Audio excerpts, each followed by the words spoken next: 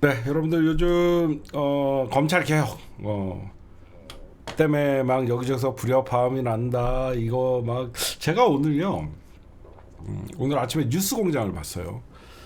뉴스공장을 봤는데 그 박범계 그 의원님이나 그다음에 그 양부남 의원님 두 분 나와갖고 얘기하는데 조금 답답했어요. 뭐냐면 양부남 의원님의 의견은 법무부에 두든 경찰청에 행안위에 두든 그걸 떠나서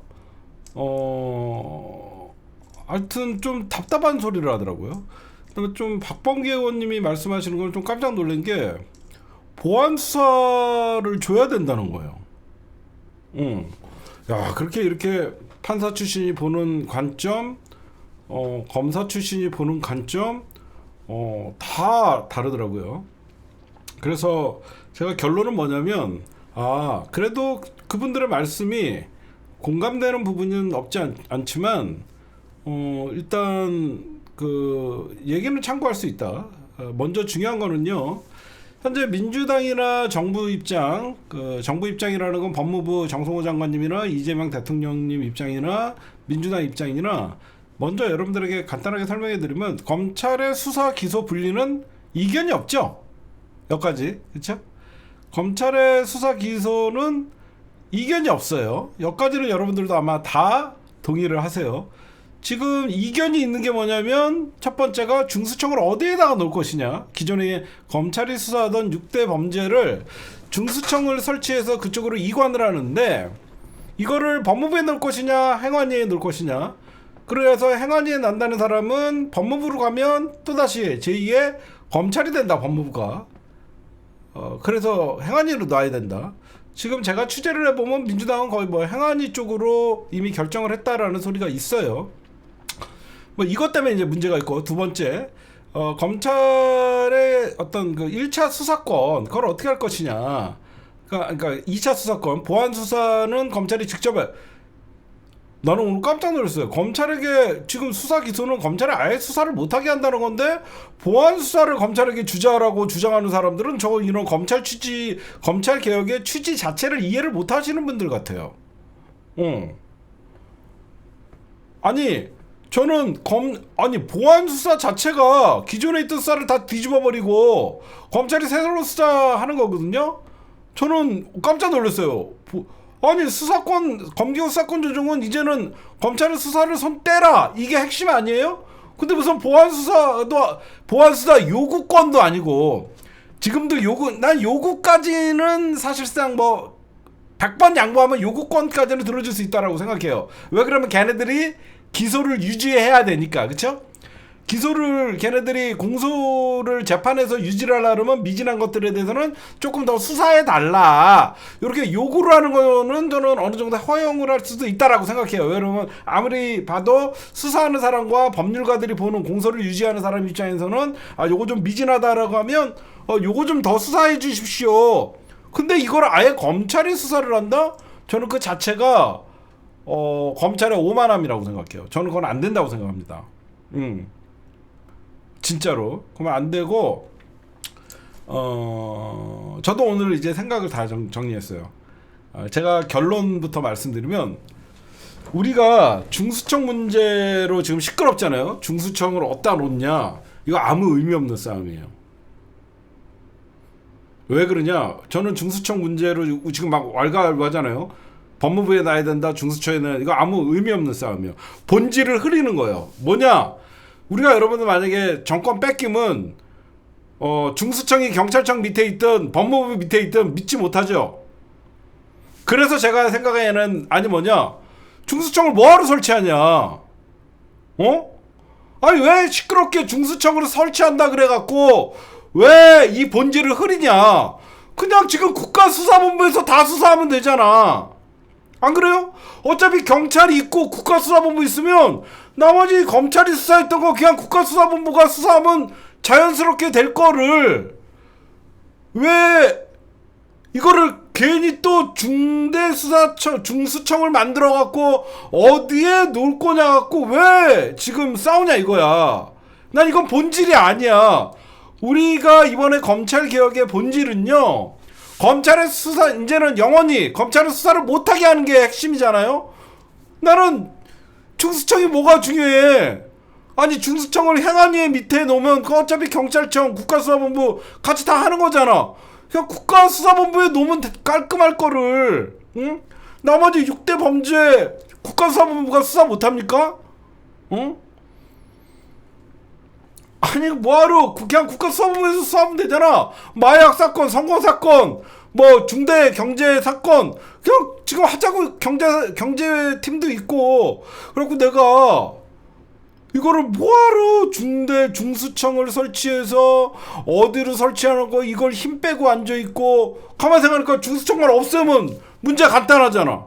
그리고 2차 수사권 같은 경우에도 저는 이렇게 생각해요. 유죄 취지의 사건에 관해서만 보완 수사를 요구할 수 있다. 무죄를 보완 수사를 요구해서 유죄를 주려고 할 수도 있잖아. 그럼 저것들이 사건 지휘를 하잖아. 그러니까 경찰이 봐도 이거는 유죄다라고 하는 사건에 대해서만, 유죄 취지의 사건에 대해서만 왜? 유죄 취지니까 재판은 지내가야 기소를 해야 되잖아. 그러니까 나는 유죄 취지의 사건에 대해서만 보완 수사를 요구할 수 있다. 왜 그러냐면 여태까지 검찰이 지네가 없는 사건도 만들고, 아무리 경찰이 이거는 사건이 안 된다고 해도 지네가 경찰에서 사건을 가져가고 유죄로 만들었잖아. 그렇지 않아요? 무죄 취지의 불기소 처분한 사건에 대해서는 보완 수사 요구를 못하고, 경찰이 봐도 이거는 유죄다라고 보이는 사건에 관해서만 왜 공소를 유지해야 되니까 보완 수사 요구를 할 수 있게끔 하면 되지 않아요? 그러고 나서 국가수사본부가 인지수사 또는 특수수사를 기획할 때는 반드시 행안위 또는 국회에 보고하게끔. 그러면 견제장치도 되지 않아? 쉽잖아. 이걸 갖고 뭐 중수청에 놓니, 법무부에 중수청을 행안위에 놓니, 이거 갖고 왜 싸워? 그냥 국가수사본부에서 나머지 사건 수사할 수 있잖아. 경찰은 인력이 남아 돌잖아. 뭐하러 또 사람들 새로 뽑고 그래. 경찰 인력이 얼마나 지금 많은데. 경찰 인력 많으니까 6대 범죄 수사 국가수사본부에서 수사하고, 나머지 중요한 인지수사나 특수수사 같은 경우에는 사전에 어떤 행안위에 보고를 하고, 그 행안위는 국회에 보고할 수 있도록. 그리고 중요한 거는 제가 왜 중수청을 저는 만드는 걸 찬성을 안 하냐면, 결론적으로 이제 정리를 한 게, 이 중수청이라는 말 자체가 경찰을 무시하는 거예요. 짜잘한 사건들은 경찰이 니네가 해.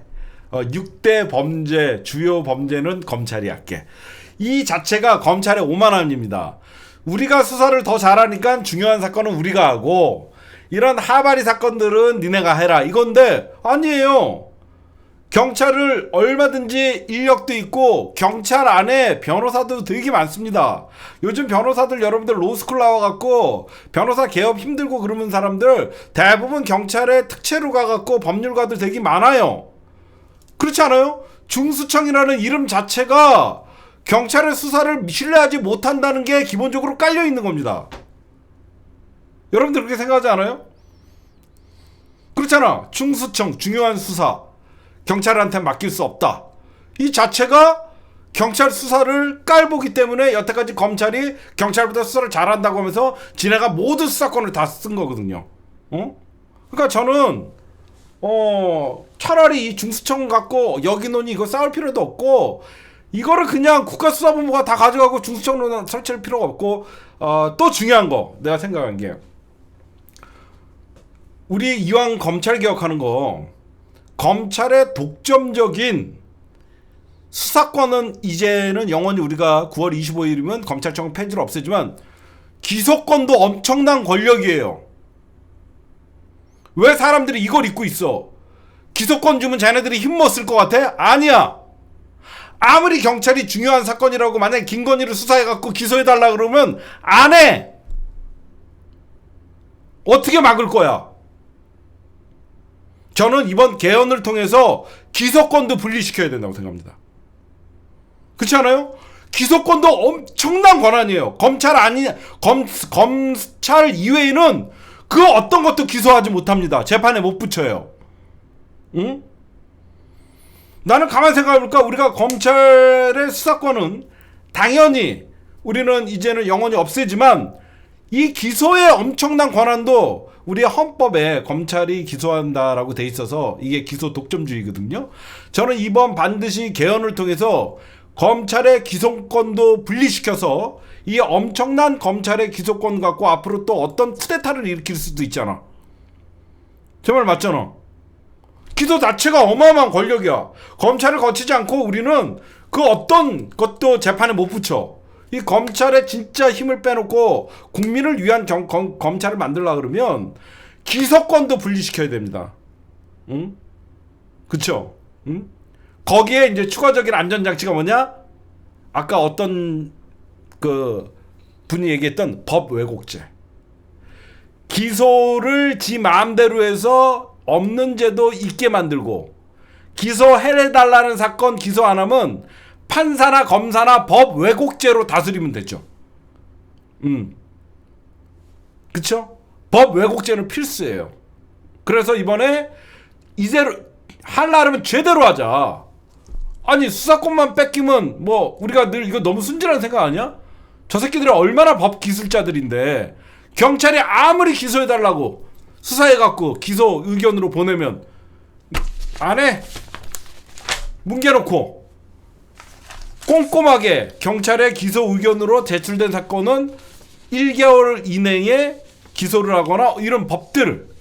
그래서 경찰의 내용과 다르게 기소를 할 경우에는 법 왜곡죄로 처벌하고 없는 사건을 만들어서 별건으로 만들어서 공소장에 넣을 경우에는 법 왜곡죄로 처벌하고. 응? 그렇지 않아요? 이거 옛날부터 민주당이 지난번부터 검찰 개혁할 때 법 왜곡죄 얘기가 김용민 의원님 입에서 나왔던 거예요. 김경호 변호사의 의견이 아니라 조국 장관님과 2019년 때 검찰 개혁 때부터 법 왜곡죄가 얘기가 나왔던 것이고 그때부터 저는 왜 검찰의 수사권만 뺏으면 이게 끝난다? 아니다. 응? 지금 보면 나는 저 기소권 갖고도 얼마든지 지네 맘대로 제 식구 감싸게 할 수 있잖아. 검찰 수사 있다. 기소해달라. 아, 뭉개버리면.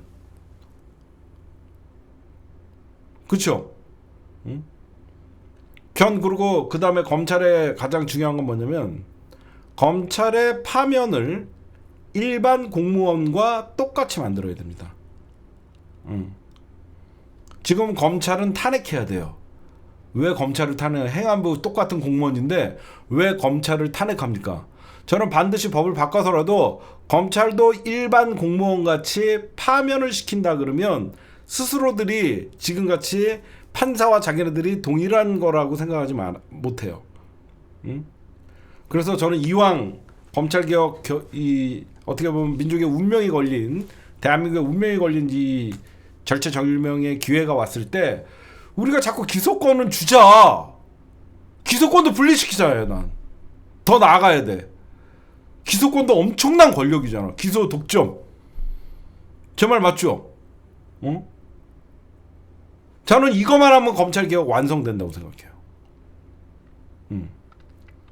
검찰 조용하잖아. 기소 갖고도 장난칠 수 있잖아. 검사도 일반 공무원들 같이 파면하게 만들고,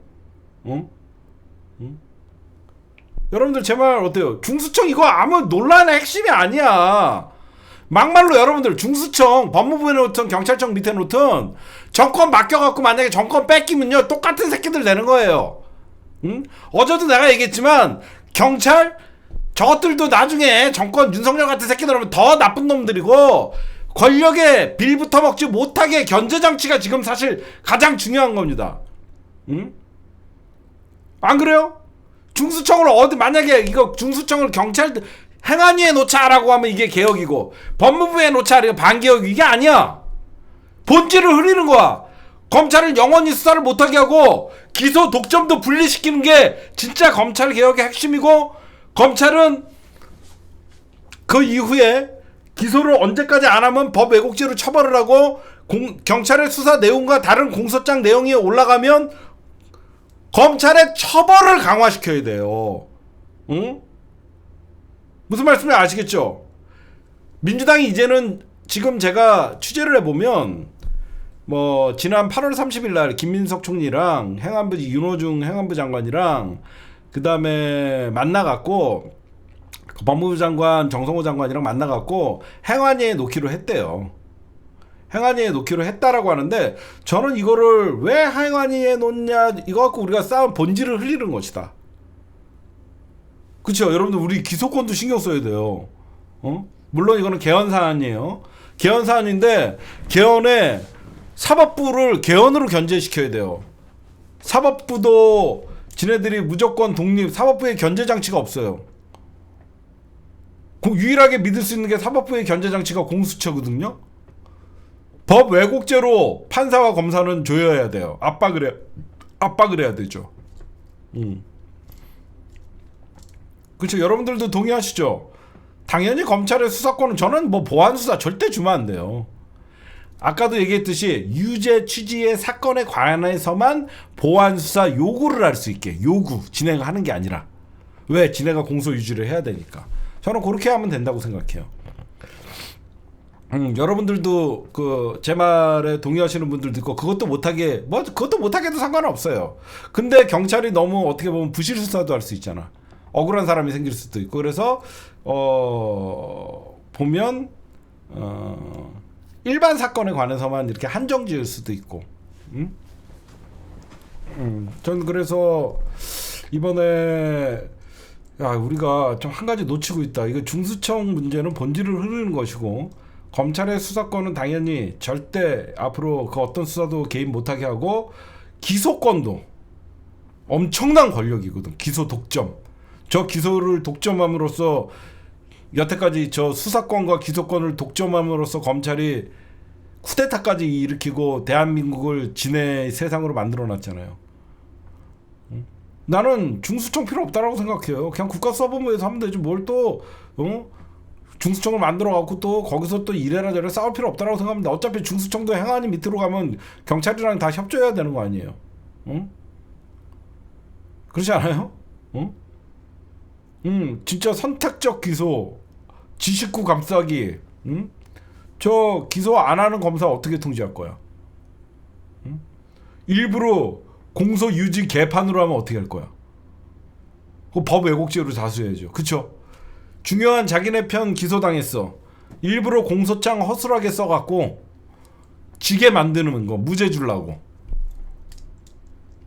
저 기소 권력을 어떻게 견제할 거야? 아니 선택적 기소를 떠나서 얘네들이 기소랑 공소를 지네가 독점으로 하게 되면 지네가 봐주고 싶은 사람한테는 공소를 허술하게 할 거 아니야. 이것도 보안 장치가 필요해요. 저는 여러분들에게 어제 되게 시끄럽죠. 이문정 검사는 내부 고발자예요. 이문정 검사 얘기 100번 공감을 하고 다 좋아요. 그 다음에 뭐 여기저기서 뭐 정성호 장관 요즘 비난받고 막 이문정 검사의 말이 사이다고 다 듣기 좋은데 다만 저는 우리가 잊지 말아야 될 게 있어요. 여러분들 지금 모두가 이재명 정부 성공을 위해서 우리가 지금 검찰 개혁도 하고 여러 가지 하자고 하잖아요. 적어도 정권 초반에는 봉욱이 됐던 정성호가 됐던 이재명 대통령이 임명한 거잖아. 좀 믿고 한번 좀 가봅시다. 이재명 대통령만큼 검찰의 피해자가 어디 있습니까? 다 생각이 있겠죠. 이문정 검사 입장에서는 저런 검사들 진짜 검찰 개혁의 오적이라고 얘기하지만 이 오적들을 이용해서 또 검찰 개혁을 하려는 이재명 대통령의 생각이 있을 수 있잖아요. 이문정 검사 말이 틀리다고 하는 게 아니에요. 이런 오적들의 포위돼 있다라고 정성호 법무부 장관을 얘기한 거는 좀 부적절하다고 생각해요. 왜 그러냐면 그러면 이재명 대통령을 바보 만드는 겁니다. 이재명 대통령 바보 만드는 거예요. 저런 바보들 임명하고 여러분들 알다시피 봉욱, 이진수 법무부 차관, 성상현 검찰국장, 노만성 대검찰청 차장, 김수원 검찰과장 법무부에서 임명했지만 다 이재명 대통령이 임명한 거잖아요. 그쵸? 저는 듣기는 되게 좋고 이문정 검사 응원해요. 근데 어제 이상한 일이 있었죠. 이문정 검사의 사이다 발언이 있은 다음에 공봉숙 서울고검 공봉숙 중앙지검 2차장 전 2차장이었던 공봉숙이가 이문정을 깝니다. 뭐라고 까냐? 보안수사 안 해봤냐? 제가 좀 찾아봤어요. 이문정은 74년생입니다. 사법연수원 30기. 공봉숙은 75년생입니다. 사법연수원 32기. 그래서 공봉숙이가 왜 이렇게 발끈을 했나? 제가 좀 찾아봤어요. 공봉숙이는 주로 여성, 아동범죄, 마약 사건 등을 담당해왔고 언제부터 윤석열 눈에 들었냐? 2023년에 공봉숙이가 윤석열 정부에서 2023년에 공봉숙이가 여주지청장을 합니다. 여주지청장에 있을 때 이때 여주가 어떤 사건을 관할을 하냐면 양평 공흥지구 특혜 의혹 사건에 대해서 이 사건을 여주지청이 접수를 해요. 그때 공봉숙이가 있었죠. 근데 이 공봉숙이가 이 사건을 경기 남부경찰서로 이송을 합니다. 이송을 해요. 그러고 나서 아무 결과가 없어요. 그랬더니 어느 날 갑자기 여주지청장이었던 공봉숙이가 사실상 저는 이 사건을 그냥 뭉개했다라고 생각해요. 결국 경기 남부경찰서에서 이 사건을 뭉개고 있었고 어떤 사건의 지휘 자체를 안 했고 그러다가 갑자기 2023년 6월에 서울중앙지검 2차장으로 옵니다. 갑자기 여주지청장이었다가 서울중앙지검 2차장으로 오면 굉장히 이례적인 승진이잖아요. 그러더니 2차장 그 당시에 서울중앙지검이 2023년 6월에 어떤 사건을 수사하고 있었냐면 도이치모터스 주가 조작 사건 결론을 내려고 그러고 있을 때예요. 그 다음에 출장조사가 이창수 지검장에 의해서 벌어지고 그 다음에 10월 16일 날 1차장, 2차장, 3차장이 회의를 열고 그 다음날 도이치모터스 주가 조작 사건을 조상원 검사가 브리핑을 하면서 무죄를 준 거예요.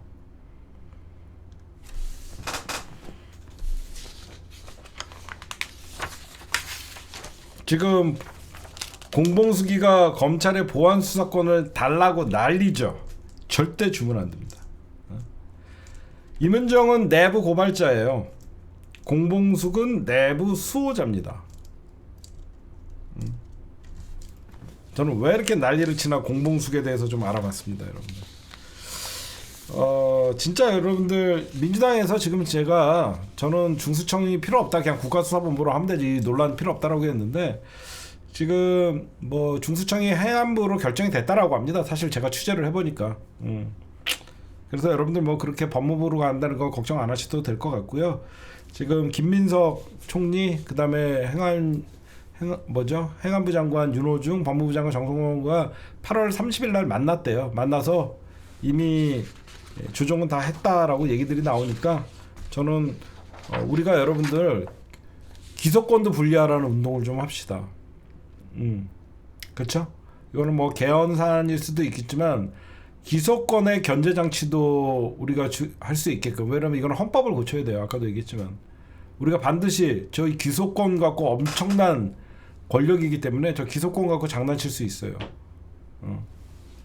기소권도 여러 쪽에 검찰에게만 독점으로 주는 게 아니라 뭐 국가수사본부 또는 중수청 이런 데다가 기소도 할 수 있게끔 기소 갖고 장난 못 치게 얘기를 했으면 좋겠고, 민주당이니까 9월 4일 날 공청회를 한다고 합니다. 여기서 아마 그 최종 결정될 거라고 생각을 하고, 차라리 저는 중수청이라는 이런 논란에, 그러니까 중수청 때문에 본질이 흐려졌잖아. 여러분들이 간단하게 생각하자고요. 여러분들이나 나나 원하는, 국민이 원하는 검찰 개혁 뭐죠? 검찰이 더 이상 수사권을 쓸 수 없게끔, 그거죠. 이거는 다 공통된 이견이 없는, 더 이상 검찰에겐 수사권을 주면 안 된다, 보안 수사도 안 된다, 이게 여러분들이나 나나 다 일치된 마음이고, 그래서 저는 검찰은 수사를 완전히 못하게 하고 중수청을 두냐 이 문제는 복잡하면 중수청 없고 그냥 국가수사본부가 가져가면 되고 경찰 인력 충분하니까 그 다음에 이런 기소나 이런 것들을 편법적으로 할 수 있기 때문에 법 왜곡죄를 신설을 하고 그래서 기소권도 견제를 하고 기소권도 최종적으로는 분리시킬 수 있게 개헌 사안에 포함시켜야 된다라고 생각을 합니다. 제 의견이에요. 제 의견은 이것까지만 하면서 더 이상 저는 이미 민주당이 중수청을 행정안에 놓는다는 안을 아직 확정은 안 했지만 이렇게 생각들을 하고 있으니까 저는 이렇게 생각을 합니다, 여러분들. 더 이상 논란이 없었으면 좋겠습니다.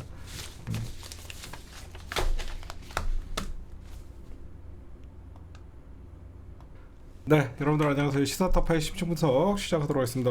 이재명 대통령께서 한미 정상회담, 한일 정상회담 이후에 대통령의 지지율이 2주째 상승을 하고 있습니다. 그래서 여러분들 어떤 대외 어떤 외교력을 과시하는 것이고 대통령 지지율 53.6%입니다. 예, 이재명 대통령이 지지받은 것보다 더 많은 지지를 받고 있는 것이죠. 예, 그렇게 좀 보시면 될 것 같고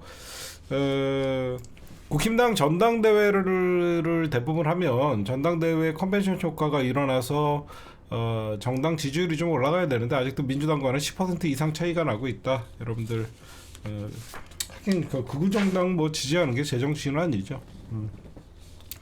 네, 어제도 말씀드렸듯이 오늘 9월 1일 대한민국의 정기국회가 오늘부터 시작됐습니다. 그래서 오늘 국회 풍경 아마 여러분들은 유튜브 이것저것 많이 보셨을 거예요. 복장부터 지금 기싸움. 그래서 민주당은 한복, 국힘당은 상복. 그래서 초상집 아니랄까봐 먼저 이렇게 국회 시작부터 복장에서부터 기싸움이 있었다. 여러분들에게 그런 말씀을 좀 드리고 그다음에 이번 정기국회에서 224개의 중점 법안이 있어요. 그래서 이재명 대통령과 그 정부 조직법 개편 거기에는 검찰 개혁도 들어가죠.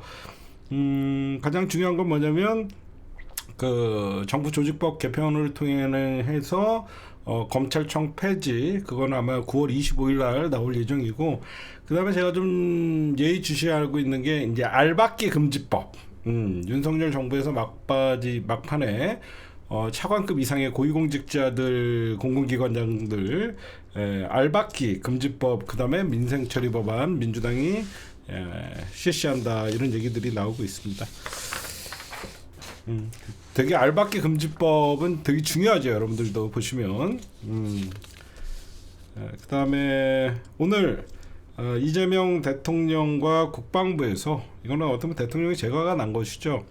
군 수뇌부들 7명의 사성장군이 우리나라에는 7명이 있는데 모두 교체했습니다. 이거는 누가 봐도 계엄의 책임을 군의 책무를 국가와 국민을 보호해야 될 어떤 군이 계엄에 동원됐고 그거에 대해서 사성장군 모두를 교체했습니다.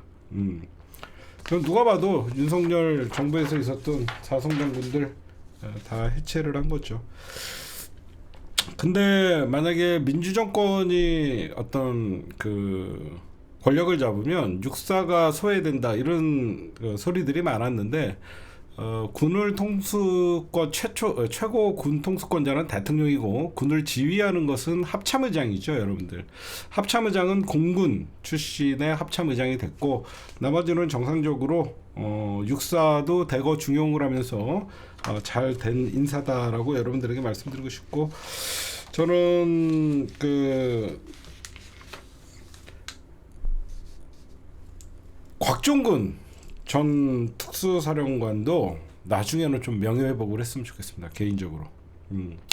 이번에 군 인사에서 곽정근 특전사령관 나름 계엄 세력들에게 왕따를 당하면서 소신을 지키고 헌재 재판소에서도 대통령이 시켰다라고 분명히 얘기했던 분이기 때문에 곽정근 사령관이 특전사 사령관이 삼성장군인데 나중에 곽정근 사령관도 명예회복이 좀 됐으면 좋겠습니다. 개인적으로. 그 다음에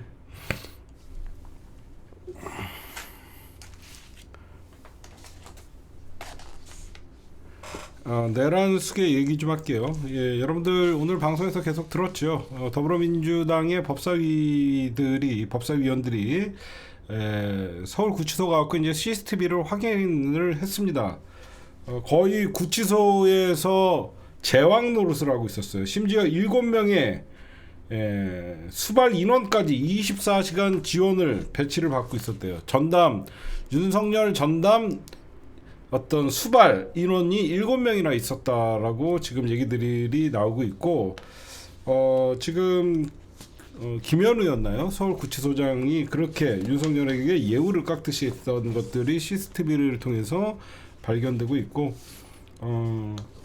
정말 이거는 대통령 꼬라진지, 우리가 예상했던 대로 1차 어떤 특검의 집행에서도 속옷 차림으로 저항을 했고, 몸에 손대지 말라라고 반말짓거리하고 변호인을 만나겠다라고 난리를 치고 그랬다고 합니다. 근데 중요한 것은 특검이 1차 윤석열 집행을 할 때 윤석열은 변호사를 선임하지 않았었어요. 변호사도 선임 안 한 상태에서 변호사 만나겠다라고 연병을 했던 겁니다. 하여튼 그리고 출정 과장이 옷을 입고 나와라고 계속 얘기를 권유를 하니까 그래도 전 대통령인데 그러면 되겠냐라고 하니까 내 손에 손대냐 어디서 손대를 하냐 내가 거부하면 너희들은 나를 체포하지 못한다라고. 이건 완전 조선시대 무슨 왕인 줄 압니다 지금.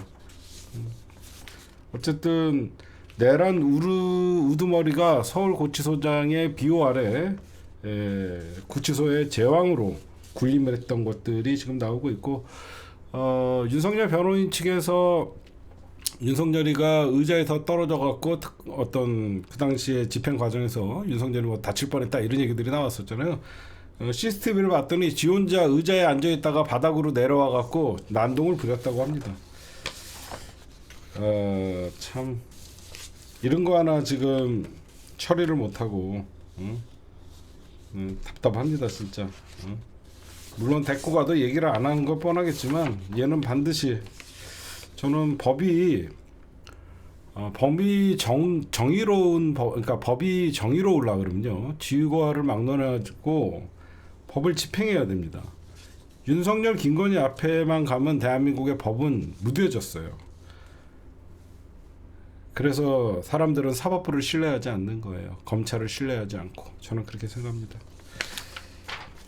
그 다음에 예결위원장 이배용 사표를 냈죠. 지금 국회의 예결위원장은 한병도 의원님입니다. 한병도 3선의 국회의원인데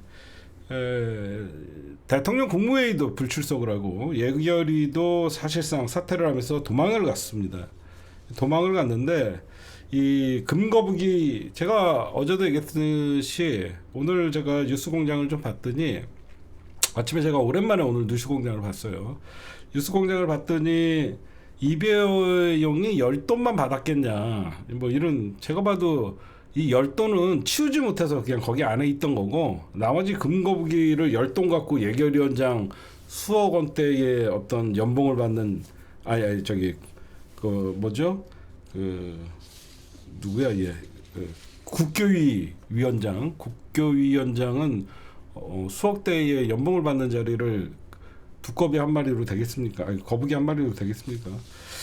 근데 결국은 매관매직, 돈 주고 자리 팔고 이런 짓거리는 저는 빙산의 일각이라고 생각하고, 저는 이런 얘기를 좀 해드리고 싶어요. 어떤 이배용이라는 자가 금거북이에 우리가 주목을 하고 있는데, 이 사람이 여러분들 알다시피 국가교육위원회 위원장이에요. 이 국가교육위원장은 뭐냐면요, 중장기적인 교육정책을 수립하라고 문재인 정부에서 여러분들 법이 제정되고 윤석열 정부에서 시작된 거예요. 무슨 말씀인지 아시겠죠? 문재인 정부에서 국가의 교육을 중장기적으로 목표를 좀 설정하고 해야 된다. 계속 이게 너무너무 교육 문제가 너무 힘들다 보니까, 그래서 이제 문재인 정부에서 국가교육위원회 정책을, 중장기적인 정책을 수립하기 위해서 법이 제정됐고 윤석열 정부에서 출범을 했는데, 일은 출범하자마자 이 친일 사관에 쩌들어 있는 이배용이 같은 애들이 초대 위원장이 된 거예요. 그래서 얘는 결국은 허송세월 3년이 소리가 안 나요. 지금 소리 아무도 안 납니다. 다 이 립싱크로 다 듣고 있어요. 그래서 지금 3년을 어떻게 보면 국가 교육을 망친 거예요. 3년을. 누가 봐도 여러분들 이 국가 교육의 의제는 우리 미래잖아요. 교육은 미래인데 이 이배용이 무슨 짓 했습니까? 리박스쿨 숙주 노릇했어요. 3년 동안. 진짜로 리박스쿨의 숙주 노릇을 하고 전현직 국교위원 3명과 국교위 산하 특위위원 등이 리박스쿨이나 협력단체에 연관돼 있었던 것입니다. 국가의 재정으로. 정말 우리나라 여러분들 알다시피 우리나라 교육이 얼마나 지금 문제가 많습니까? 전 세계에서 이렇게 자살률 높은 학생들이 자살률 높은 나라가 어디 있어요? 지구상에 없습니다. 이게 대학의 서열화, 사교육, 거기에 경쟁, 거기에 의대 쏠림 현상, 이공계의 위기, 하루빨리 해결해야 될 국가 현안이 얼마나 많은데 이런 교육 문제는 이거는 부모 세대와 현재의 학생 세대들 간에 너무너무 중요한 사항이기 때문에 공청회나 토론회를 통해서 모든 의제들이 공개돼야 되는데 지난 3년 동안 국가교육위원회라는 애들은 비밀주의로 숨기기에 급급했고 결국은 리박스쿨의 숙주 노릇을 했었어요. 교육은요, 딴 게 없습니다. 지속 가능한 미래를 준비하는 거예요. 근데 3년 동안 전부 허송세월을 보냈어요. 이런 이배용이라는 지도자죠. 어떻게 보면 이배용이라는 위원장이 도덕성, 전문성, 공정성도 없고 정말 한심한 3년을 날린 거예요. 그것도 극우의 가장 친일 사관에 쩌들은 이런 인간들을 한 거예요. 그러면 이배용이나 이봉관 결국은 매관 매직을 어디서 했죠? 국가조찬기도회죠. 국가조찬기도회의 회장이 이봉관이었고 그 부회장이 이배용이었어요. 이런 애들이 거기서 전부 윤석열이나 김건희의 눈에 들어갔고 결국 한 자리씩 해먹은 거잖아요. 제가 좀 그래서 한겨레 신문이나 이런 것들을 찾아봤더니 국가조찬기도회가 뭐냐라고 했더니 아니나 다를까 박정희가 만든 겁니다. 박정희가 쿠데타로 정권을 잡고 미국의 국가조찬기도회를 본떠갖고 1966년 3월에 국가 대통령 조찬기도회라는 이름으로 만들었던 겁니다. 그래갖고 박정희가 66년에 대통령 조찬기도회라는 걸 만든 다음에 68년에 처음 참석을 해요. 워커힐에서 열렸을 때 거기서 뭐라고 얘기하냐? 뭐 하나님이 군사혁명을 성공시켰다. 그리고 1973년에 5월엔 10월 유신은 하나님의 축복이다. 이렇게 하면서 계속 대통령들이 참석하면서 이게 국가조찬기도회위원회 기도회가 굉장히 커졌던 겁니다.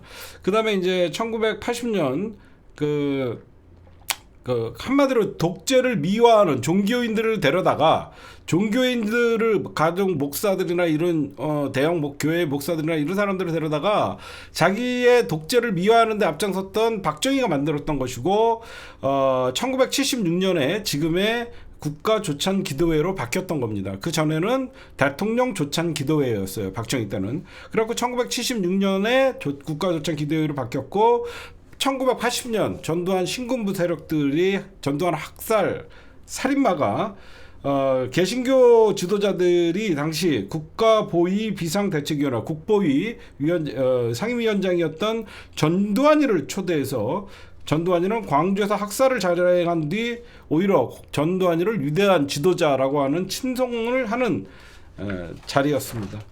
그 다음에 이 국가조찬기도회를 이어지면서 우리가 아직도 기억하는 장면이 하나가 뭐 있냐면 쥐새끼랑 그 발가락에 다이아몬드 반지 꽂고 왔던 그 부인 그 이름 뭐죠?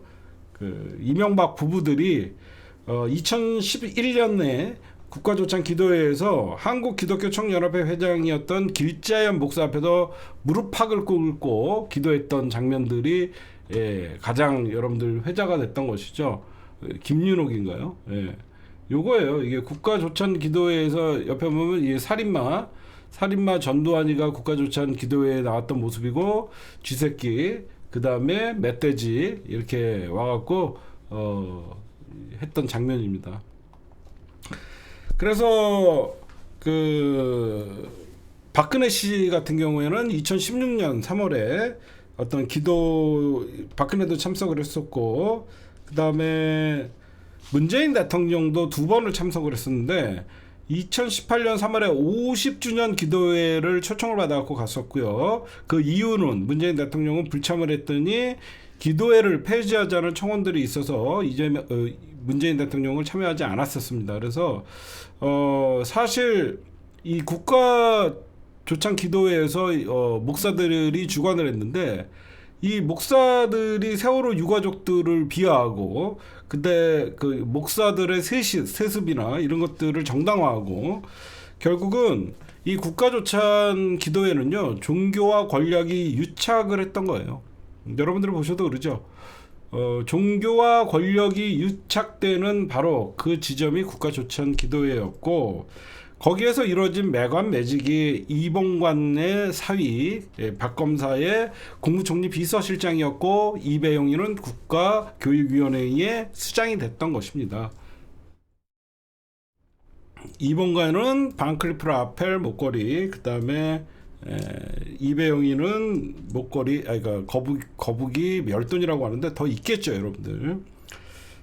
그러면 이봉관, 이번에 김건희에게 반클리프 아펠 목걸이 6천만 원 상당의 목걸이를 줬다는 이봉관이는 2021년부터 이 조찬기도회의 회장 자리를 맡았고요. 2022년 3월 대선 이후로는 이 이봉관 회장은 아크로비스타, 여러분들 알다시피 지하에 코바나 컨텐츠 사무실이 있죠. 그 사무실에 한식당이 있어요. 거기 가면 거기서 조찬기도회에 참석해달라는 부탁과 함께 그때 전달했던 거예요. 대선 이후에 3월 어차피 이제 그러니까 국정인수위원회 과정에서 딱 실세가 누군지 알아보고 이봉관이가 찾아가서 그 코바나 컨텐츠 밑에 한식당에서 목걸이 6천만 원짜리를 주면서 이번에 조찬기도회에 참석해달라라고 얘기했더니 윤석열이랑 김건희랑 이 내란 수계와 요괴가 12월 5일날 참석을 했던 겁니다. 이 자리에는 이배용도 있었고요. 이게 국가조찬기도회가 결국은 매관매직 수단, 결국은 정치와 종교가 이렇게 만나면 어떤 짓거리들을 하는지 우리가 볼 수 있었습니다. 우리나라는 여러분들 알다시피 정교 분리예요. 정치와 종교는 분리돼야 된다라고 얘기하고 나라의 국교를 정하지 않잖아요. 지금 여러분들 가장 중요한 거는 이 국가조찬기도회에서 여러분들 아마 영상을 통해서 보신 사람이 누구냐면 박한수 계엄사령관입니다. 어떻게 보면 비상계엄 있기 10일 전에 중구의 호텔에서 국가조찬기도회에서 이 나라의 지도자로, 그러니까 윤석열을 이 나라의 지도자로 앞세워 주신 윤석열 대통령님을 축복하시어 특별한 지혜와 명철을 허락해 주시고 대통령님을 중심으로 온 국민이 한마음이 되어 라고 얘기했던 게 바로 박한수 계엄사령관이었어요. 이때부터 이미 계엄은 준비되어 있던 거라고 생각합니다. 빨리 폐지시켜야 됩니다. 저는 이재명 대통령에게도 손길이 오거나 초청을 하면 가지도 않을 거지만 반드시 이 국가조찬기도회는 정교 분리에 의해서 반드시 폐지시켜야 된다. 저는 그렇게 생각합니다. 그 다음에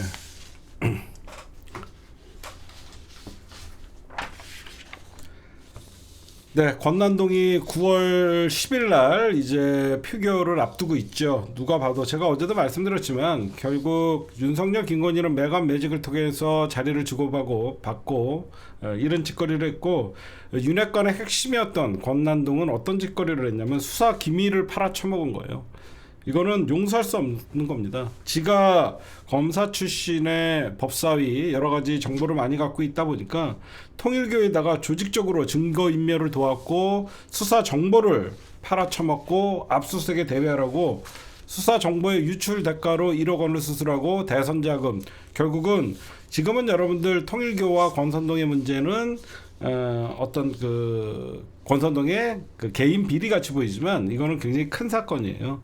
이거 통일교 대선 자금, 즉 국힘당 불법 대선 자금으로 연관되는 사건이라서 이 사건이 굉장히 중요한 것입니다. 그렇죠? 여러분들도 그렇게 보시죠. 처음에 1억 원은 지가 꿀꺽 했어도 나머지 절 2번 꾸뻑꾸뻑 하고 받았던 그 쇼핑백 2번은 적어도 대선 자금이었기 때문에 국힘당 전체적으로 대선 자금 수사에 지금 그래서 저쪽이 결사항전을 하고 있는 거예요. 표결은 아마 9월 10일 날 교섭단체 대표 연설 끝나고 하게 될 것이라고 생각합니다.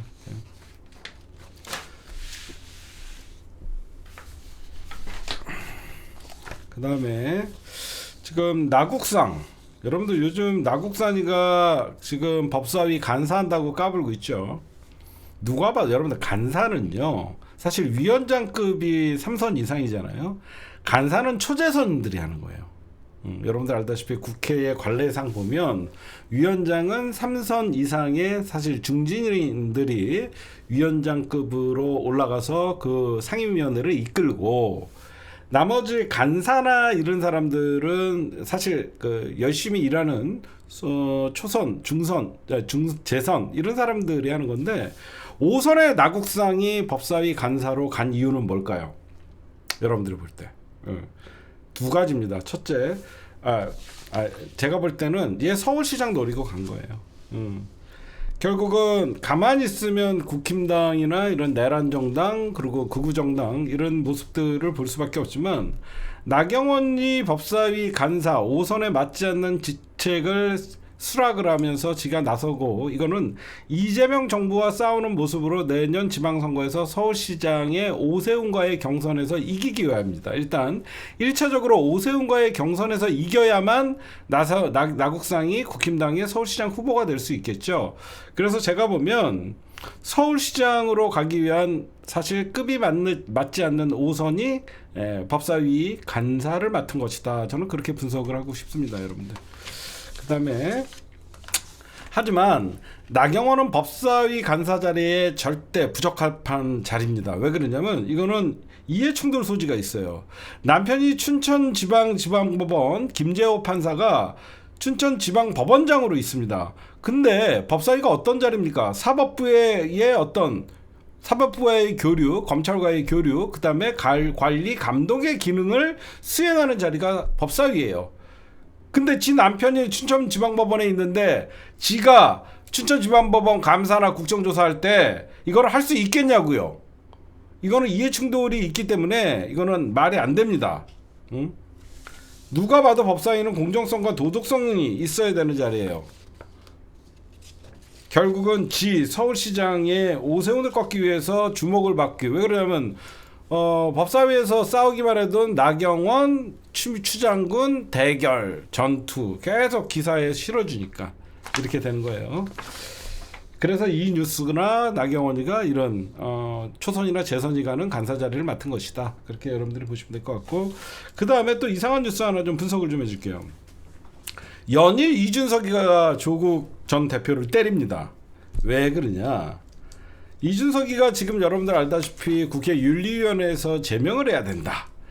그리고 국힘당의 전당대회, 그리고 이재명 대통령의 해외 순방, 그리고 민주당의 개혁 입법.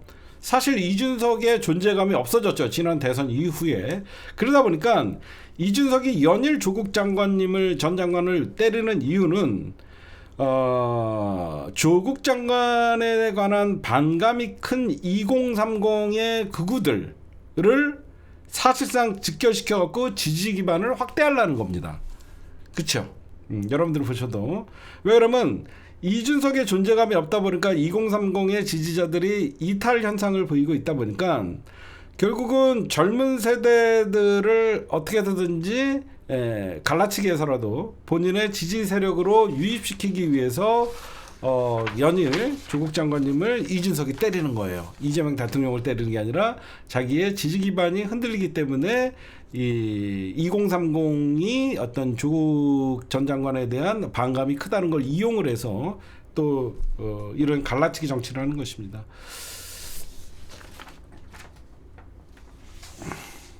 그런 이면의 얘기가 있고요. 그다음에 중요한 얘기 좀 할게요. 지금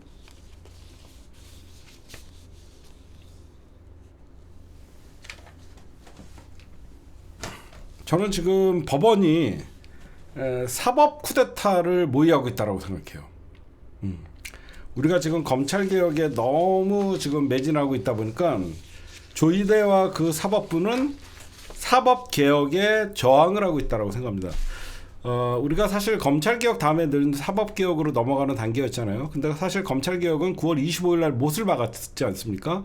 그러다 보니까 지금 사법부에서 민주당이 얘기하는 내란 특별재판부에 대해서 위헌적 소지가 있다라고 얘기해요. 제가 어제 내란 재판부가 자칫하면 좀 위험할 수도 있다. 시기상으로 조금 늦은 것 같기도 하다. 근데 민주당이 어떤 추진력을 보이냐에 따라서 내란 재판부가 성패가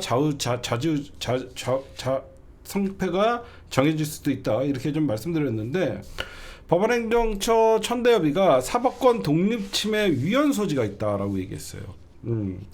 저는 이걸 좀 심각하게 보는 게 민주당도 내란 특별재판부를 9월 4일 날 법사위에서 처리 방침을 하고 있거든요. 조금 더 디테일하게 법리적 검토랑 신중하게 좀 해야 된다고 생각해요. 왜 그러냐면 자칫하면 내란 재판부에서 윤석열, 김건희 그리고 이 내란 사범들의 재판이 끝난 다음에 이게 위헌이 돼버리면 전부 무효가 될 수가 있거든요. 그렇죠? 잘못하면 이게 전부 특별재판부에서 했던 판결을 헌재에서 특별재판부는 위헌이다라고 해버리면 특별재판부에서 했던 그 판결 자체가 전부 무효가 돼버리잖아요.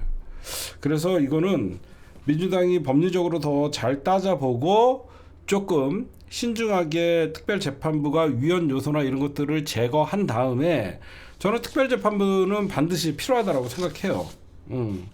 근데 사법권 독립을 자꾸 외치고 있는데 사법부가 여태까지 너무너무 독립적이었죠. 사법부도 좀 견제를 받아야 됩니다. 우리가 잘못 알고 우리가 늘 입으로 어떤 그 버릇같이 얘기하는 게 사법부의 독립을 자꾸 얘기하는데 사법부의 견제가 필요한 시기예요. 사법부가 너무너무 독립됐기 때문에 대선에 개입하는 짓거리를 조이대가 했잖아요. 왜 우리는 사법부의 견제에 대해서 얘기하지 않습니까? 제 말 맞죠? 허구날 사법부의 독립만 얘기하지. 이 법관 새끼들 그 어느 권력도 견제받지 않다 보니까 본인들이 법복을 입고 재판장에 가면 신인 줄 알아요. 사법부도 견제 받아야죠. 지금 민주당이 추진하고 있는 사법부의 개혁은요. 제가 좀 미진한 것 같아요. 대법관 증언, 대법관 추천위원회 및 법관 평가제도를 개선, 하급심 판결문 공개 범위 확대, 압수 또는 수색, 영장 사전 신문 제도 등 5대 사법 개혁. 그런데 국민 배심원제가 빠졌어요. 사법부도 국민 배심원제가 법적으로 유죄냐 무죄냐를 다툴 때 지금 우리나라는 국민참여재판이 재판관에게 영향을 못 미치게 돼 있는데 저는 국민 배심원제를 의무적으로 설치해야 된다라고 생각합니다. 그래야지 법관이 국민 정서나 국민들의 마음에 어긋나는 판결을 제대로 못합니다. 저는 국민 배심원제는 꼭 필요하다고 생각을 해서 지금 사법부가 여러분들 알다시피 법원 내 그 통신망은 코트넷이라고 하고 검찰 내 전산망을 이프로스라고 하는데 저는 이런 것들 굉장히 중요했는데 민주당이 좀 더 디테일하고 이 내란 재판부나 특별재판부 위헌 소지 없이 저는 밀어붙이는 건 좋지만 위헌 소지를 만들었다가 나중에 그르칠 수 있으니까 좀 신중하게 좀 해달라. 그렇게 좀 말씀드리고 싶고 저는 사법부의 견제와 개혁은요 조이대 특검으로부터 시작돼야 된다고 생각해요. 직위원 조이대. 누가 봐도 조이대는 지난 대선에 불법적으로 사법부 수장으로서 개입을 했고요. 유력한 야권 대통령 후보였던 이재명 대통령의 출마 자체를 막기 위해서 유죄 취지의 파기환송이라는 이례적인 대선 전에 끝내려고 했던 사실상 야당의 대선 후보를 죽이려고 했던 조이대만큼은 저는 용서할 수 없습니다. 저는 조희대는 반드시 특검에서 사법부의 대선 개입 사건으로 반드시 저는 봐야 된다고 생각합니다.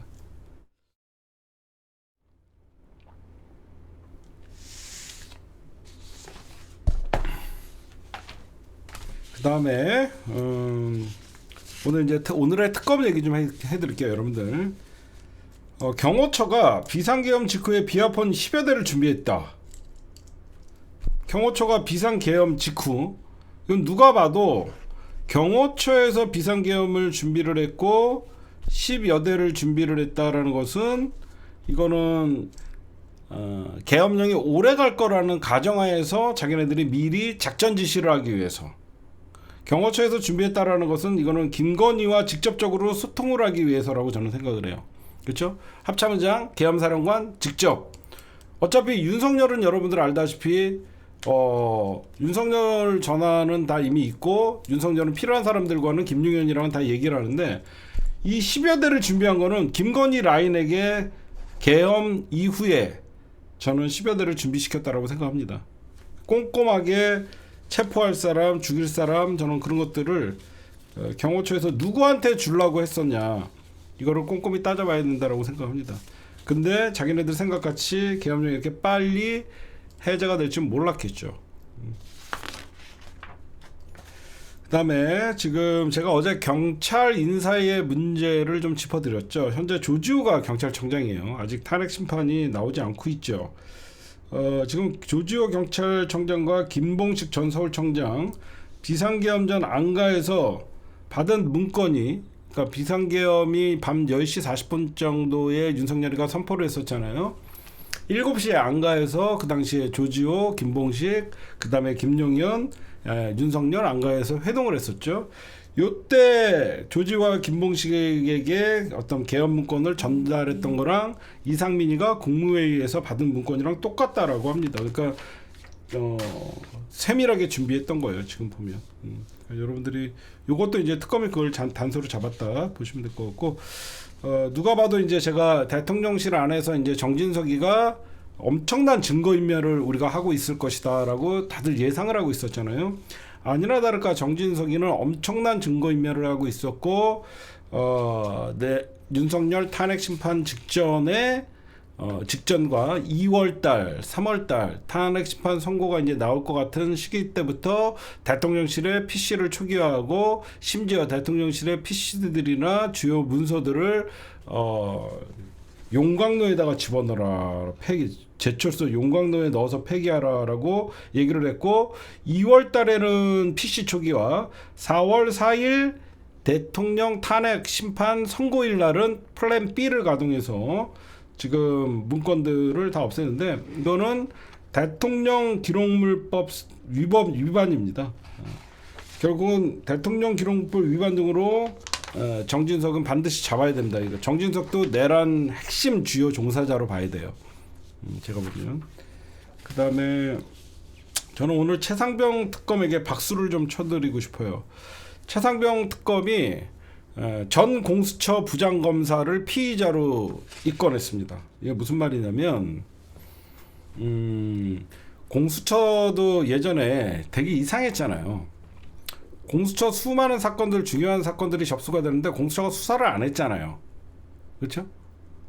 근데 이 이명헌 특검이 전직 여러분들 공수처에는 오동훈 공수처장이 있고 공수처에는 부장검사 3명이 있었는데, 이 3명 중에 송 부장검사가 이번에 자택과 휴대폰 모든 게 다 사무실, 변호사 사무실까지 압수수색을 당했는데, 얘가 어떤 짓거리를 해냈냐면요, 윤석열, 그러니까 국회 법사위에서 정청래 의원님이 윤석열 탄핵 청문회를 할 때 얘가 이제 공수처 부장검사로 출석을 해서 위증을 합니다. 어떤 위증을 했냐? 공익신고자가 와서, 그러니까 김기현 변호사죠. 김기현 변호사가 와서 조사를 받기 전엔 해병대 관련 수사 외압 등에 이종호 전 블랙 펄 인베스트 대표가 연루된 사실을 몰랐다라고 얘기했죠.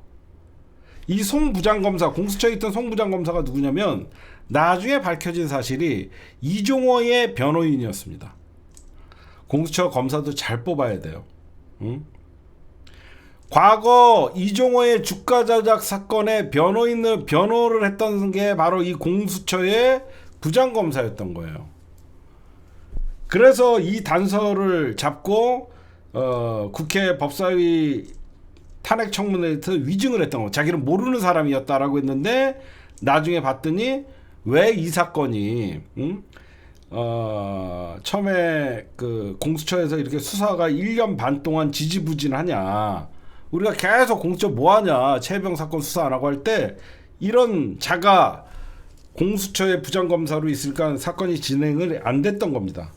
그래서 지금 모든 그러니까 공수처 부장검사가 3명인데 유일하게 피의자로 전환된 사람이 이 전 이종호 대표의 주가 조작의 변호사였던 송 부장검사입니다.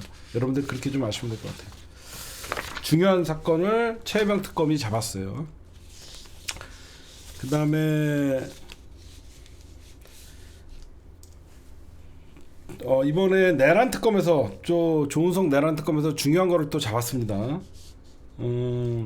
한덕수가 계엄을 말리려고 연병을 했다라고 했는데 오히려 계엄이 해제가 되고도 계엄법에 따라 계엄법은요 국회에서 계엄 해제를 하면 즉시 계엄을 해제해야 된다라고 하면서 2인자였던 한덕수가 빨리 국무회의를 소집을 해서 계엄을 해제를 해야 되는데 국회에서 계엄이 1시 40분 정도에 해제가 됐는데도 불구하고 한덕수가 좀 기다려보자라고 하면서 1시간을 뻗었다고 합니다. 이거는 누가 봐도 윤석열이가 결심회의실에서 박한수 계엄사령관과 김용현과 다시 계엄령을 선포하려고 그랬던 것까지 얘는 알고 있었던 거예요.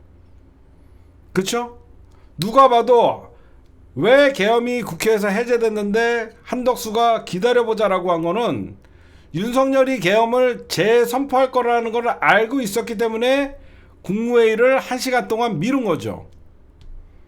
이른 자를 불구속하는 게 맞습니까? 아니 이른 자를 불구속하는 게 맞아요? 응?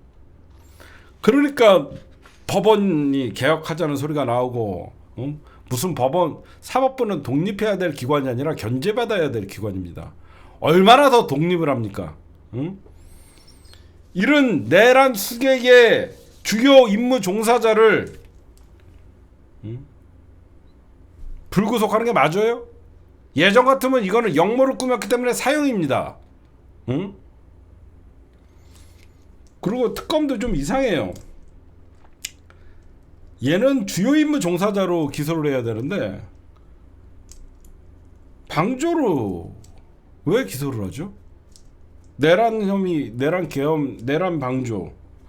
얘는 주요 임무 종사자예요.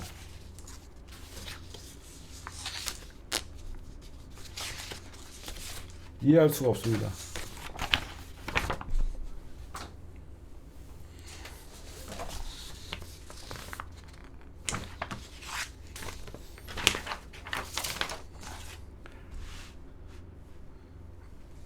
네, 오늘의 주요 단신이었습니다.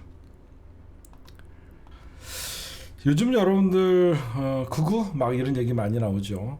전환길의 등장, 정광훈의 등장, 뭐 세이브 코리아, 소년보의 등장, 뭐 이렇게 하면서 윤석열 탄핵 과정에서 우리가 이제 극우의 등장이라고 생각을 했죠.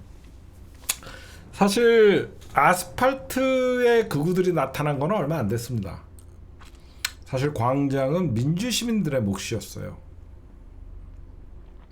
그럼 어떻게 하다가 이제 아스팔트에 극우들이 나오기 시작했나 이런 생각을 좀 해보거든요. 제가 가끔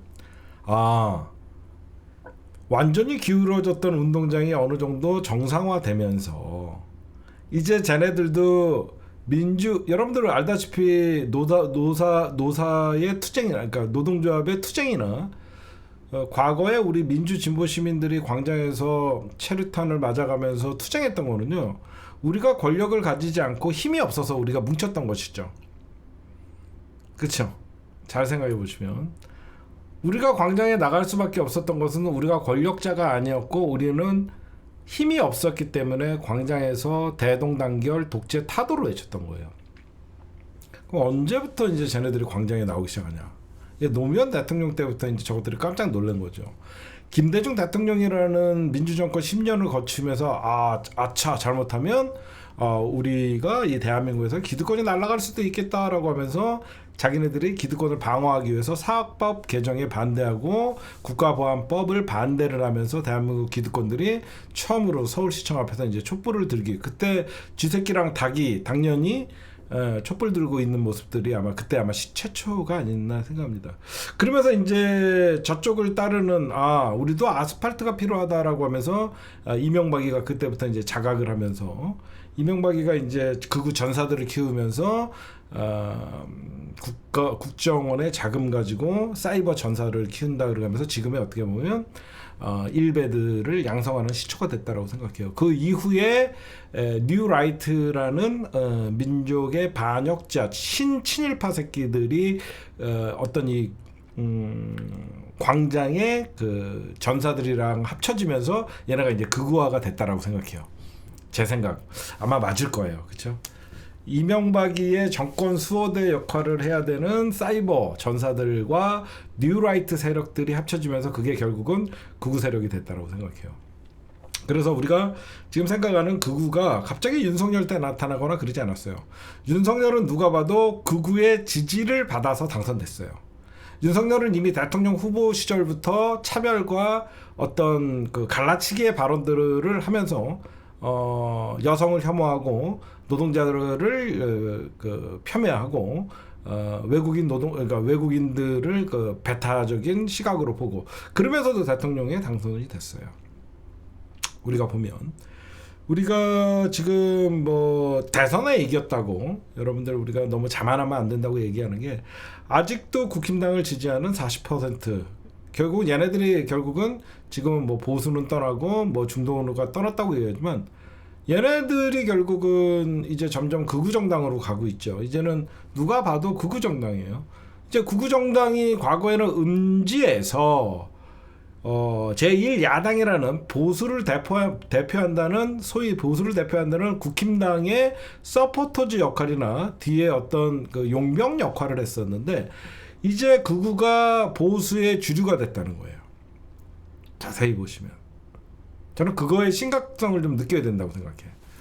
보수의 주류가 아니었던 보수의 외곽에서 서포터를 했던 용병 세력들이 이제는 국힘당의 전당대회를 좌지우지하는 이런 보수의 주류가 됐다는 거에 대해서 우리가 조금 심각성을 좀 느껴야 된다고 생각해요.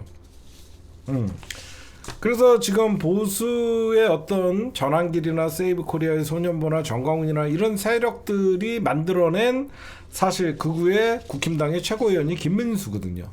이런 애들이 감히 헌재 판결에 의해서 어떤 만장일치의 파면을 당한 대통령을 석방하라는 이런 발언들을 공당의 최고위원이 그것도 회의 시간에 할 수 있다라는 것은 이거는 국힘당의 이제는 보수 정당이 아니라 극우가 주류가 됐다는 어떤 그 지금의 현실을 얘기해 주는 거라고 저는 생각을 하고 지금 아무리 얘네들은 이제 장동영이라는 저런 1.5선의 당대표가 나왔기 때문에 지금 이제는 극우의 힘이라고 우리가 농담처럼 불렀고 우리가 사실 좀 비아냥거렸지만 우리가 극우를 이제 만만하게 보시서는 안 된다. 결국은 민주당 아니면 국힘당이라는 이분법적 대한민국의 극단적인 정치 상황에서는 극우가 보수의 주류가 될 수 있는 시간이 지금 이미 주류가 됐고 이들을 지지하는 과거의 극우들은 뭐 일배 취급받으면서 사실상 어떤 사회적 격리의 대상이었죠.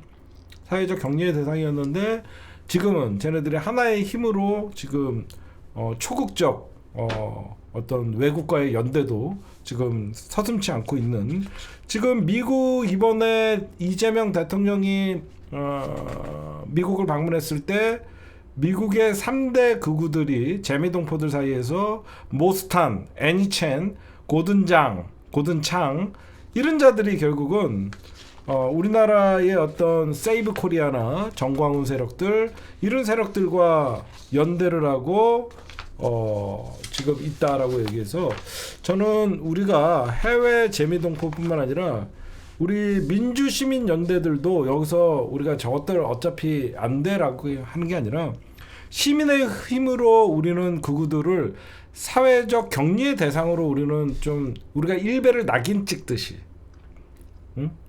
일베를 낙인 찍듯이 우리가 이런 구구들에 대해서 우리는 단호한 어떤 사회적 악이다라는 그런 어떤 분위기가 좀 조성돼야 된다고 생각해요. 국힘당을 지지하면 어떤 극우도 국힘당을 지지하면 보수가 된다는, 보수와 극우에 대해서 우리가 좀 차별성 있게, 그래서 이재명 대통령이 중도 보수라는 얘기를 했잖아요. 이런 우리 국내외 80여 명의 뉴라이트와 극우들의 연합이 결국은 국힘당을 좀 잡아삼켰거든요. 저는 요것도 굉장히 좀 우리가 예의주시를 좀 해야 되지 않을까. 결국은 정광훈이나 이런 어떤 사이비 목사들이라고 하는 인간들은요, 결국은 종교의 지도자가 아니라 결국은 정치적 목적을 위해서 종교를 이용한 것이죠. 여러분들 보셔도 그렇죠? 종교를 자기의 정치적 목적과 자기의 개인적인 이익을 위해서 어떤 도구화했기 때문에 그런 종교인들을, 그래서 우리가 사이비라고 얘기합니다.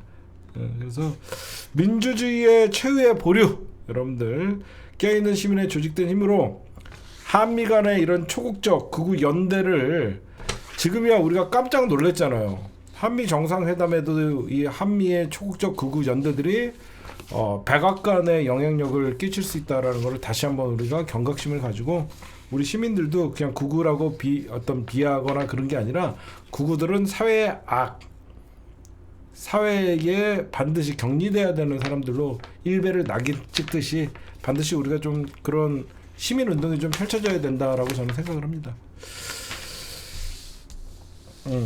왜 제가 이런 얘기를 하냐면,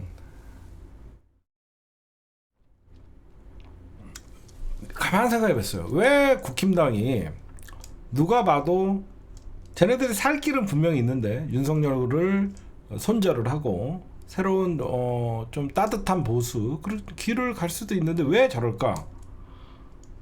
우리가 겉으로는 윤석열을 격퇴했지만 우리 사회의 극우 세력들이 건재하고 있어요. 굉장히 무서운 겁니다. 그렇죠? 지금 윤석열 석방하라는 인간들이나 주말에 광장에서 특검을 비난하는 이것도 어떻게 보면 극우들의 반격입니다. 그렇죠? 누가 봐도 곳곳에서 극우들이 반격을 하고 있어요. 응? 지금 우리는 아직도 윤석열과 김건희를 격퇴시켰지만 그 윤석열과 김건희를 만들었던 극우 세력들이 건재하다는 걸 잊으면 안 돼요.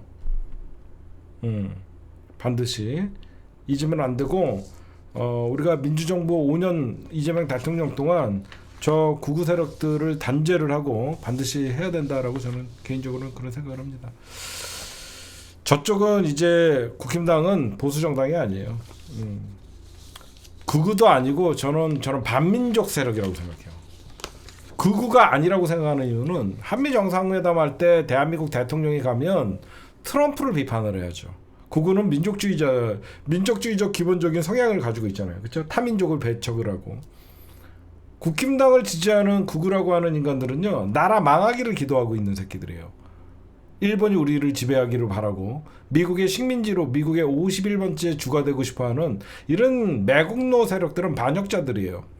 얘네들은 극우가 아닙니다. 민족의 반역 세력들이에요. 저는 그렇게 생각해요. 그 다음에 마지막으로 이런 얘기 좀 해드릴게요. 지금 이재명 대통령 정상회담 뒷얘기들이 지금 조금씩 흘러나오고 있는데, 김용범 정책실장도 3실장이 다 날라갔잖아요. 이번에 한미 정상회담 할 때. 이재명 대통령이 이랬대요. 정상회담 안 해도 되니까 무리한 건 사인하지 말아라. 나중에 그게 더 문제가 된다. 응? 그랬더니 미국에서 깜짝 놀랐답니다. 아니 일본은 한국보다 경제 규모가 더 크고 일본은 알아서 사인하고 기구 빌고 막 했는데 한국은 사인 못한다. 그러니까 대통령이 실무자한테 힘을 실어준 거죠. 비굴한 사인하지 말고 나중을 생각해서라도 무리한 사인하지 말아라 라고 했더니 김용국 전 시장이 그 미국과 실무자들과 뭐 3,500억 불 MOU 체결이나 이런 거 할 때 막 고성 내고 서로 싸우고 그랬대. 고성되고 이건 안 된다 막 서로 하고 막 그랬더니 미국의 그 실무자들이 한국은 정말 터프한 나라다. 그렇게 사인은 못 한다고 했다. 미국의 무리한 요구에 일본은 절절매면서 사인을 했는데 한국의 대표는 그렇게는 사인 못 한다라고 하면서 했다. 얘기들이 나오고 있습니다. 그다음에 저는 이제 국제 얘기 좀 할게요. 지금 여러분들 알다시피 제가 계속 왜 그러면 미국과 갑자기 이런 얘기들이 도란프가 갑자기 전 세계에 관세 전쟁을 하고 왜 전 세계를 이렇게 시끄럽게 하냐. 저번에도 말씀드렸듯이 미국판 새로운 경제 질서의 재편, 국제 질서에 미국이 다시 재편을 하려는 것이다라고 말씀드리죠. 그다음에 원래 미국의 처음 목표는 뭐죠? 다자 외교를 통한 미국의 입장은 다자 외교를 통한 딜리스킹, 디리스킹, 그러니까 위험 요소를 제거한다는 거였어요. 그 위험 요소가 중국이었어요, 그렇죠? 디리스킹이라 그래갖고 중국을 견제하기 위해서 다자 외교를 통해서 중국을 고립시키려고 했죠. 미국을 위협하는. 그랬는데 여러분들 어때요? 처음에는 탈위험이라는 이름하에 중국 견제를 동맹국들과 하다가 지금은 어때요? 그러니까 중국의 부상은 그러니까 중국이 자꾸 전 세계 넘버2이 떠오르니까 이 중국을 견제하기 위해서 미국의 편을 들어주면서 다자 외교를 통해서 중국을 계속 외교적으로나 국제 경제적으로 압박을 했죠. 근데 지금 어떻습니까? 미국이 다시 질서를 파괴하고 있잖아요. 그러니까 처음에는 중국 견제하자 그래갖고 다자 외교를 통해서 미국 중심으로 해갖고 여기저기서 이제 미국 편을 들어주면서 어떤 뭐 수입이나 관세 이런 것들을 도와줬더니 갑자기 미국이 지네가 그렇게 만들어놨던 질서를 파괴하고 지네가 이거를 또다시 변경을 하려는 거죠. 그래서 제가 보면 결국은 미국은 자기네 국익을 위해서 또 이렇게 바꿨다라고밖에 말할 수 없죠.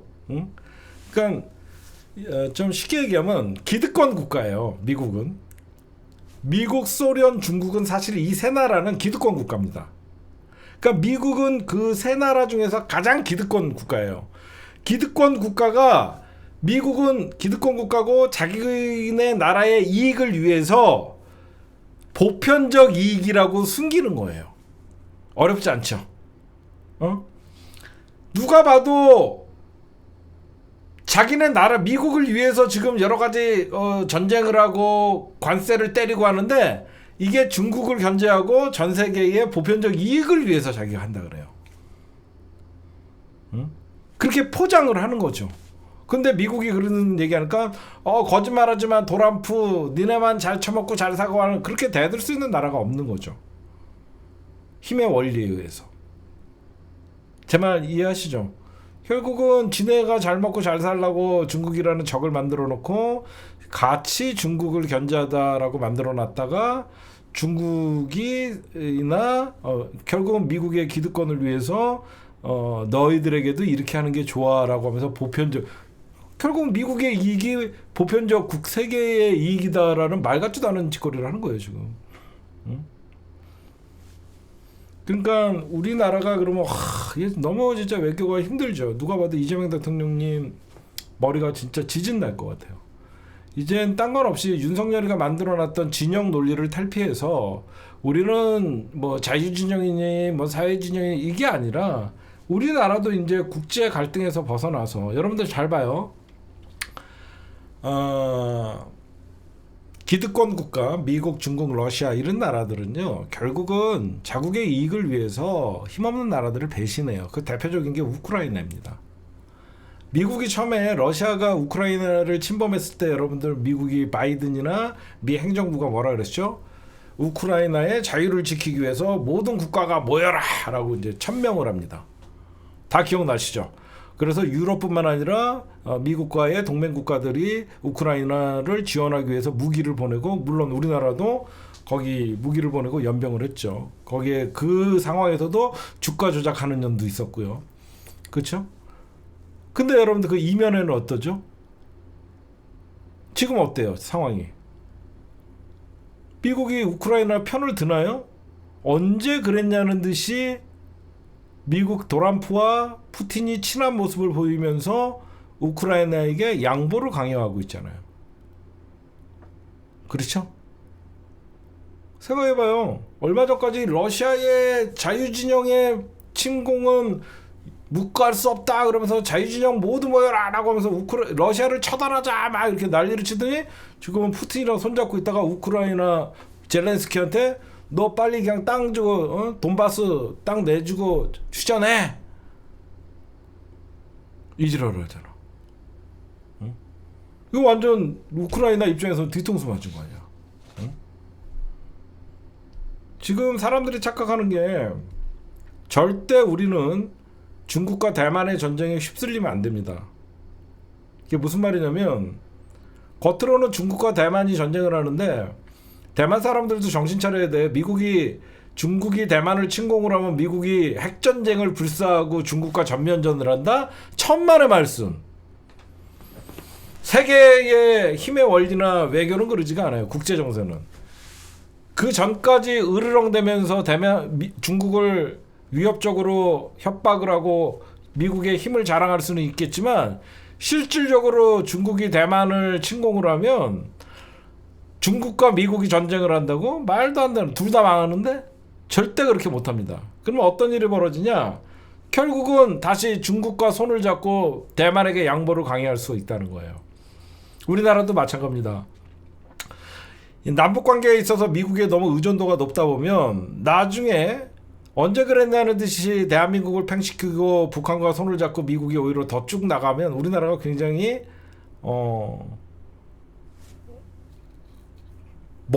아주 뒤통수 맞는 경우가 될 수 있어요. 그래서 이재명 대통령도 제가 뭘 지금 잘하고 있다고 생각하냐면 혹시나 그런 경우가 있을 수 있기 때문에 지금 이재명 대통령이 대북 확성기 철거 이런 작업들을 여러분들 아마 뉴스를 통해서 보시죠.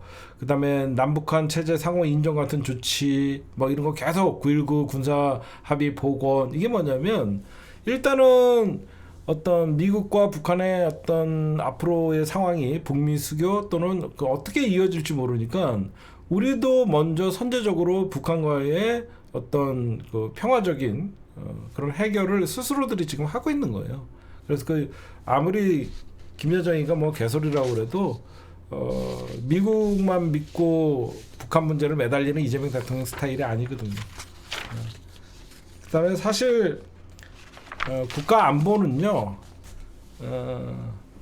스스로 힘을 길러야 됩니다. 그 스스로 힘을 길리는 게 가장 좋지만 우리가 미국을 넘어설 수는 없잖아, 솔직히 까놓고.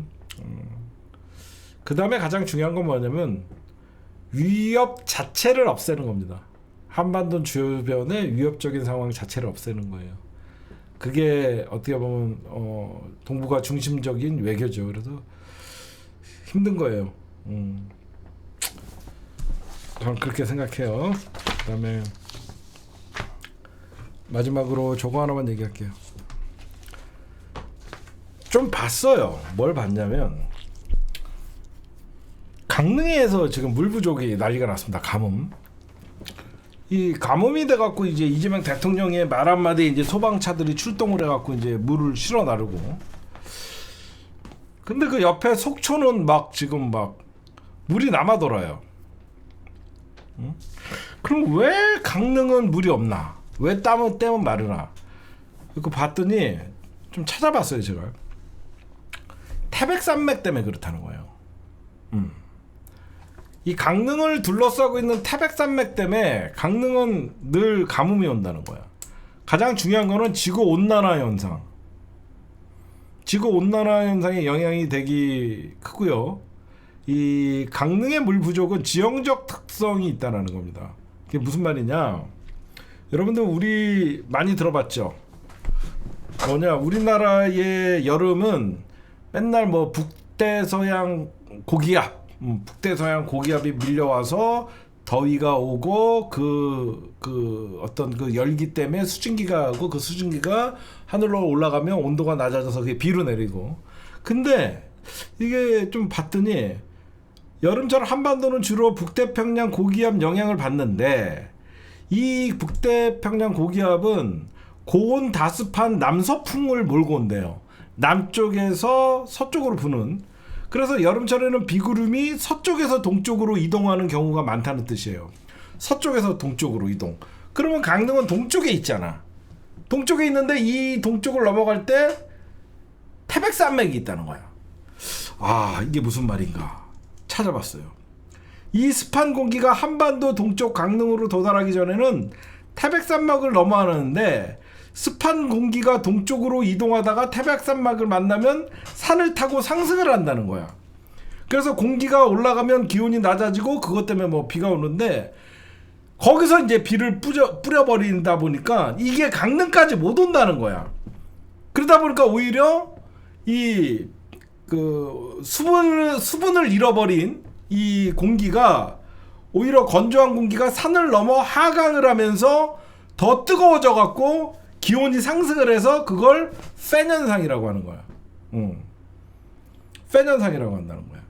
그래서 태백산맥 동쪽은 강릉 쪽은 비가 잘 오지 않고 폭염이나 건조특보가 많다는 거야.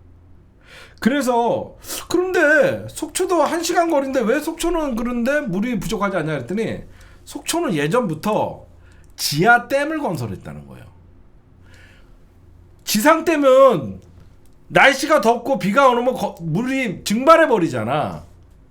지하댐을 만들었다는 거예요. 지하 바닷물로 흘러들어가는 지하수를 저장할 수 있는 지하댐을 만들어 갖고 강릉은 그거를 식수원으로 공급해 갖고 아주 유용하게 쓰고 있다는 거야. 그쵸? 그게 바로 속초는 지하댐이 있다는 거야. 건조해도 물이 마르지 않는.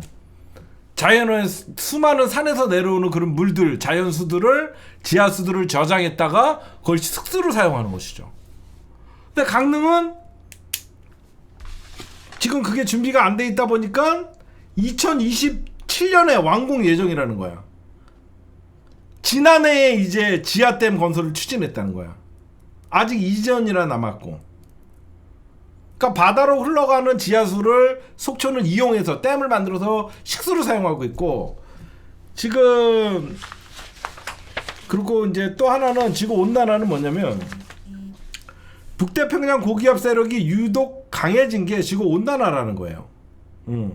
지구 온난화로 여러분들 알다시피 지구 온난화라는 게 바다 해수면의 온도가 상승을 해버리잖아. 바다가 뜨거워지잖아. 뜨거워지니까 더워진 바다가 덥고 습한 공기를 계속 공급해주면서 북태평양 고기압이 점점 요만큼 영향력을 펼치다가 이만큼이 돼버렸다는 거야.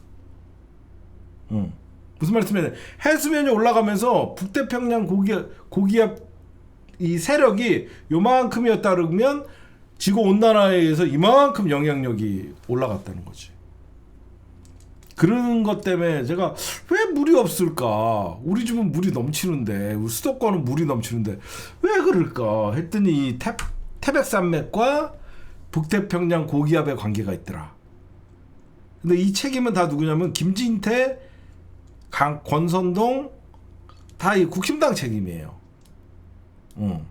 강릉 국회의원 권난동 넙죽 돈이나 받아 처먹고, 수사 정보나 막 흘리고, 개진태, 명태균한테 그런 거나 부탁하고, 이런 거를 해야죠. 제 생각은 그렇습니다. 네.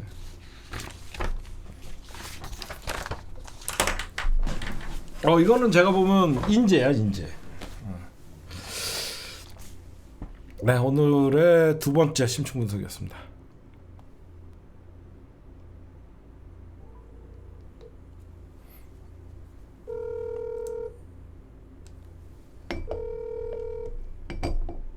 여보세요? 예, 여보세요? 예, 예, 안녕하세요. 이재 변호사님. 예. 지금 우리 저번에 윤석열 상대로 청구 소송 있잖아요. 네. 그거 어떻게 진행되고 있는지 많은 사람들이 좀 궁금해해서. 일단 그 서울구치소로 갔죠. 네. 서울구치소로 가가지고 누가 가요? 소장 아, 소장이 서울구치소로 갔어요? 갔죠. 예. 그래가지고 그래서 그 보통 이제 보면 이제 구치소 이제 직원이 받죠. 그래서 네네네네. 받아서 이제 네. 그 수용자한테 전해주죠. 예. 윤석열에게. 예. 우리 지금 몇 명이 총 했죠? 아, 우리가 원래 1203명을 목표로 했잖아요. 예, 1203 의미 있게. 근데 이게 예. 목표치보다 딱 100명이 더 추가가 됐어요. 계속 신청들을 해주셔가지고 그래가지고 근데 신청해 주신 분을 딱 이제 자를 수는 없는 것이고 우리가. 네네. 그래서 1303명. 아, 1303명. 네. 네네. 그리고 1차로 먼저 하고 2차로 나눠서 했다라는 거 어떤 건지 좀 설명해 주세요. 그러니까 우리가 뭐냐면 이게 우리가 2억 원이 넘게 된단 말이에요. 아까 타파님 방송하시면서 이거 30만 원 말씀하셨는데 20만 원이고 우리 천국이 20만 원이고 20만 원이고 근데 이게 속가가 2억이 넘어요? 2억이 넘어가요. 그러면 예. 또 2억부터 5억 사이가 요즘 좀 이제 희한하게 이제 특이하게 좀 바뀌어가지고 네네. 원래 단독 재판부에서 판결을 하고 만약에 항소심 2심으로 간다고 하면 네. 이제 지방법원 항소부로 가요. 네. 그리고 원래 합의부 재판부에서 1심을 했다가 항소를 하면 2심에서 고등법원으로 가요. 네. 근데 2억하고 5억 사이는 특이하게 1심을 단독에서 하고 2심을 고등법원에서 하는 경우가 있어요. 요즘은 그렇게 좀 바뀌어가지고 그래서 이제 저희가 이제 보통 이제 이 소송들을 하시는 이제 변호사님들 여기 있잖아요. 좀 이제 많이 이렇게 변호사님들 하고 계시는데 이제 소통하는 변호사님들도 있고 근데 이제 이렇게 보다 보니까 상황이 맨 처음에 이게 10만 원 인용됐던 건이 네네. 1심에서 단독 그리고 2심에서 지방법원 합의부. 이거 청구 원인 좀 보여드려도 돼요, 우리 시민들? 그거 보면서 설명드릴게요. 네. 예. 그러면 잠깐만요. 청구 원인을 이게 소장 이거 윤석열이 받아본 거죠? 네. 소장은 되게 양이 많고. 네. 일단 청구 원인 부분. 그렇죠. 청구 원인. 이렇게 당사자들의 대한민국 대통령 취임하다가 4월 4일 탄핵된 자입니다. 뭐 이렇게 딱 하고 그리고 피고의 비상계엄 선포 행위. 포고령이 이렇게 쭈루룩 나오고요. 네, 쭉 나오고요. 이 화면이 그리고 여기 선포를 하고 나서 후속 조치 사항. 네. 여러 가지 뭐 또 이제 선관위나 언론사 등에도 병력을 출동시켰고 그다음 이제 비상계엄 해제. 그러니까 12월 4일이죠. 그 다음 날 새벽 1시에 비상계엄 해제를 국회에서 결의를 했는데 이제 윤석열은 한참 지나가지고 새벽 4시 7분에 비상계엄 해제를 선언했고요. 그 후에 이제 그 다음에 우리는 또 이게 특이한 거죠. 윤석열 총리를 통해서 2019년 가을 맞아요.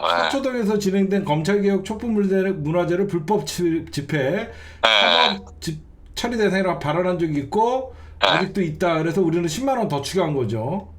네, 그러니까 어쨌든 총 하면은 주된 것은 이제 어쨌든 이런 내란으로 인해서 탄핵 소추와 파면이 되고 헌법재판소에서 파면이 되고 이제 구속 기소된 내용 이게 주된 것이고 추가적으로 이제 이렇게 계속 윤석열 TV를 통해 가지고 하면 이제 사진도 실어놨고 해서 이렇게 쭉 해가지고 계속 원고들에 대해서 우리들에 대해서 지속적인 허위 비방이나 협박을 했다 이런 내용까지 추가가 돼가지고 그런 게 이제 기초 사실로 이제 구성이 되고 그럼 쟤네들 그러니까 그거는 좀 디테일한 거는 됐고 이제 그러면 윤석열이가 저걸 받아봤을 거 아닙니까?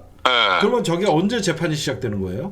그러면 이제 보통 한 달 동안 답변서 제출 기한을 줘요. 답변서 제출 기한 저쪽 변호사들을 통해서. 그렇죠. 그래서 그러면 이제 저쪽이 변호사들 중에 선임을 해가지고 하겠죠. 일단은 우리가 33,000원 1인당 투자했지만 저쪽은 또 윤석열은 변호사를 사야 되겠네요. 그러니까 우리가 두 개로 나눈 게 뭐냐면 사건이 두 개가 되면 우리는 하나지만 저쪽은 두 건이잖아요. 한 건 1차, 2차로 나눠서 냈기 때문에. 그렇죠, 그렇죠. 아까 말씀드린 그런 관할의 문제도 있고, 그러니까 기존 최초 사건, 그 이금규 변호사님, 그 최상병 예. 특검 그 특검보 하시는 지금은 예. 그 변호사님 당시 때는 그게 한 1,000만 원 정도였어요. 예. 그 1,000만 원 살짝 넘어가는. 그래서 그게 다 인용이 됐고, 그 당시에 소액 재판부였으니까 단독 재판부에서 하고 나서 그 2심으로 지방법원 합의부로 갔는데 그 루틴대로 가기로 우리도 해가지고. 다른 변호사님들도 좀 그렇게 하시는 변호사님들 계세요. 그래서 그리고 지금 우리가 얘기한 것처럼 이렇게 우리가 쪼갤수록 윤석열은 더 많이 대응을 해야 돼요. 그렇죠. 그러면 일단 우리가 총 소송비 한 2억 7천 돼요? 그 정도 되는 거죠, 합하면. 요번에 2억 7천 걷었다는데 그 만약에 이제 소송에서 우리가 이기거나 이게 진행되면 어떻게 압류를 걸어야 되죠? 통장이나 그러니까 그런 거? 오늘 저기 서울신문 단독으로도 나왔는데 이게 뭐냐면 그 3억 원 넘게 3억여 원이 거쳤대요, 영치금으로. 근데 알뜰하게도 한도가 차면 바로 이체를 하고 얘기 들었습니다. 바로 잔고를 비워가지고. 근데 그것도 서울구치소장이 허락해줘서 밖에 돈을 빼돌린 거던데 보니까. 왜냐하면 지금 이 거액의 이런 저기 대규모 이제 소송이 진행이 되면 사실은 이게 그 나중에 만약에 윤석열이 우리가 승소를 했는데도 불구하고 승소한 경우에 이 지급할 수 있는 돈이 자력이 없다.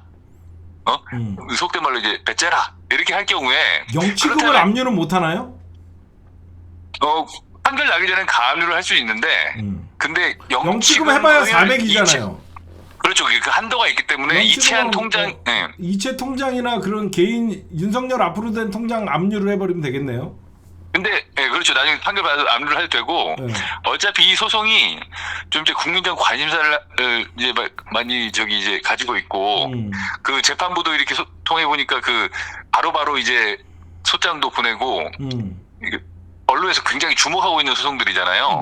그래서 이 흐름을 보면서 나중에 되면 어쨌든 뭐 영치금이든 뭐든, 그러니까 지금 그것을 적어도 자기 변제 자력을 비우기 위해서 어디 빼돌리거나 하면 안 되죠. 그렇게 되면 또 다른 이제 법적 문제가 되기 때문에. 한겨레에서도 저희 소송을 다뤘었네요. 저희 소송 많이 다뤘죠. 강제 집행 신청도 하고 있다, 막 여기 나오고 있고. 이재일 변호사 이건 1심 승소했던 거. 여기 나오잖아요. 검찰개혁 촉불 무죄를 불법 집행하고 가는 개국본 감사인 이재일 변호사는 한겨레 대선 시절 청구할 예정이다라고 했는데 우리 한 거네요. 그렇죠. 스타트파 TV와 개혁국민운동 윤전 등상들은 1인당 20만 원 청구 모집하고 이미 다 된 거네요. 그 스타트파 TV와 개국본. 근데 진짜 돈줄은 김건희가 차고 있잖아요. 그렇죠. 김건희는 안 해요?